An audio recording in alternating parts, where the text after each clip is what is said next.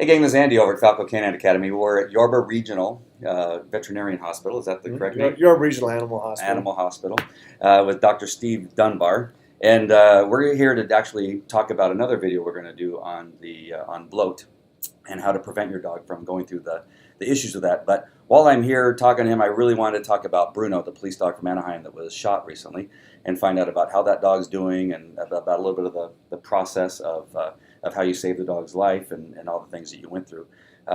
First of all, how's Bruno doing? Bruno's doing very good. Yeah.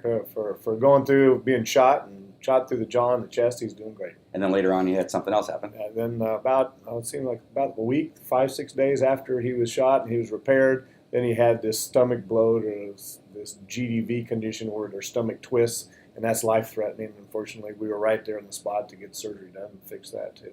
Now, just to talk about that a little bit, is that occurrence, is that related to his injury, or is that just something that happened separately? We don't know for sure exactly what causes bloat in dogs, but stress certainly could be an underlying cause of that. And going through what he's been through and then being confined for an active dog and energetic as he is, that could be a cause, yes. Okay.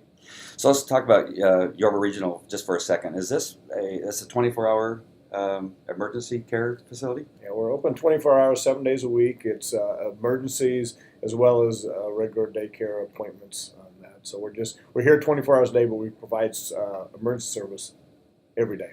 Would it be considered a trauma center in the sense, because I would just walk through the back area and there's a lot of activity, a lot of instruments, all kinds of stuff, but it looks like you guys are ready for just about anything. Yes, we've got anywhere from 5 to 6 doctors working each day.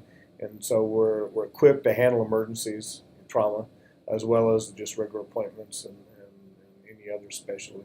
Okay. And then to talk about Bruno just a little bit, how, just in your experience, how often do you get dogs here that have been shot in the head? This was the first one. Yeah. We see police dogs that have gotten into drugs and have been stabbed and injured in their line of duty, but this is the first time we've had a actual gunshot wound.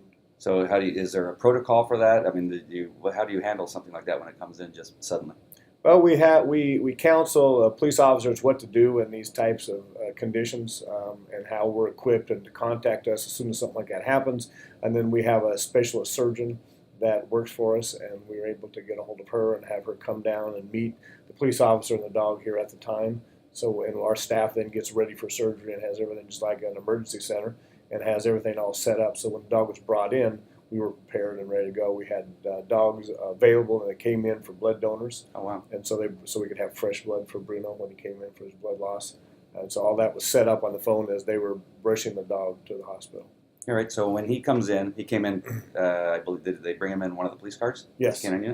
So he gets in here, you bring him in right away, and what were your thoughts about him surviving when you first saw his injuries? Well, actually, Dr. Fahey was the one that did surgery, but his injuries were severe, and although for all he'd been through, like dogs typically are, he was strong. He got out of the car himself. He started to walk in, and his poor dog had been shot through the jaw. Both bones in the jaw were shattered, and his jaw was basically hanging down in his face, and then he had this bullet wound that went down through his chest and through his lungs, and he was okay. He wasn't laying there passed out. He was able to get up and move around and still somewhat excited about doing things. And as you know, that's just the way dogs are. It's hard to keep them down.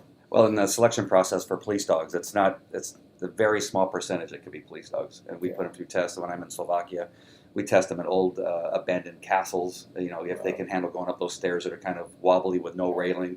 And we put them through the gamut. So it doesn't necessarily surprise me. But with that kind of injury, I'm still a little bit surprised that dog was able to get out of that patrol car on his own. Yeah, they're definitely tough dogs. Yeah. He showed them. Was the handler as tough as a dog? Yes. Okay, good.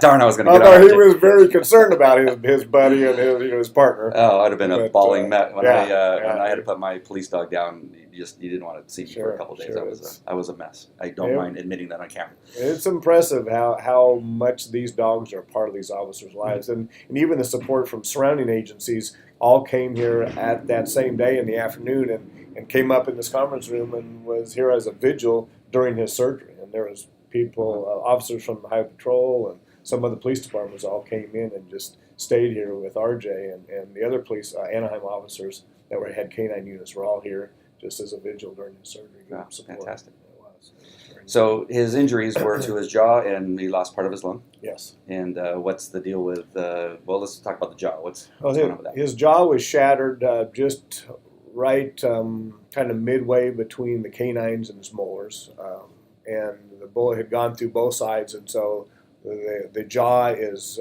made up two separate bones that connect in the center, and so it went through both sides. So there's a few fractures of pieces hanging out. So Dr. Fahey put in pins that hold those segments of bone back together, and then those pins are held by like a resin bar that was formed in plastic around to hold all those pieces together. So now Bruno can use his jaw and he can close his mouth, and it's not wired shut like many times they do for people, because dogs, it's easier for them to eat and drink. We can do that. So we put in pins on the outside and then put a bar around it, and now he's fairly functional. He can drink water. He can eat. We still hand feed him, and we feed him kind of a meatball type soft food, and put that food in the back of his mouth, and then he's able to swallow and get it down. He's just not able to pick the food and water up real well with just his tongue and manipulate it back in the back. He still has a little uncoordination with his tongue, and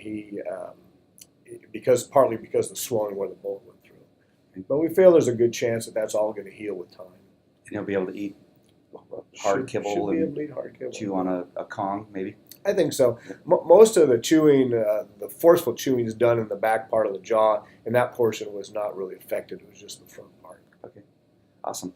But he won't be able to go back to work as far as that's concerned, that you think. Or do you know? I don't know, and really that's up, as you know, to the Anaheim PD management. The higher officers, whether they can decide if they're going to retire him or not. But as of late, I've not heard one way or the other. There's a lot of speculation, but there's no official word that's been let out yet. Okay. And then just the last thing about his lung, losing part of the lung, how does that affect him long term? It really won't affect him long term. They heal very well. You've got more than enough lung capacity to do the things he needs, and the portion of the lung that was removed, the rest of the lung just kind of fills in that place. He does lose a little bit of his capacity, but not it's probably more of a negligible amount. Okay. Well, and so right now we're looking at a couple weeks before he's going to be able to be released. Well, right now he's confined in our hospital, although we take him out and we walk him and we exercise him. Right now he's in kind of a rehabilitating state that we're exercising him, but there's reluctance to send him home with his handler. He, of course, RJ's going back to work, so he won't be with Bruno, and they have a young family and have a new baby. So it really takes somebody watching him. Bruno is a very feisty dog and wants to do what Bruno wants to do, and so keeping him confined protects this bar around his jaw so it doesn't get knocked off or broken. And it's important that we keep that sturdy so his jaw will have the best chance to heal. Right. And just can you mention what was the doctor's name that attended to him when he first got here? Maria Fahey. She's our surgeon. She's a boarded surgeon, so we have a specialist to come in. Well, I know that all the people that have been around Falco Canine Academy for all the years, and when I was with Anaheim Police Department, we want to thank you guys for the wonderful job you did, and your entire staff, because I know it didn't take just you and one other doctor to get that dog going, but there's a number of people that were involved. Many people have been involved in his care and support for him.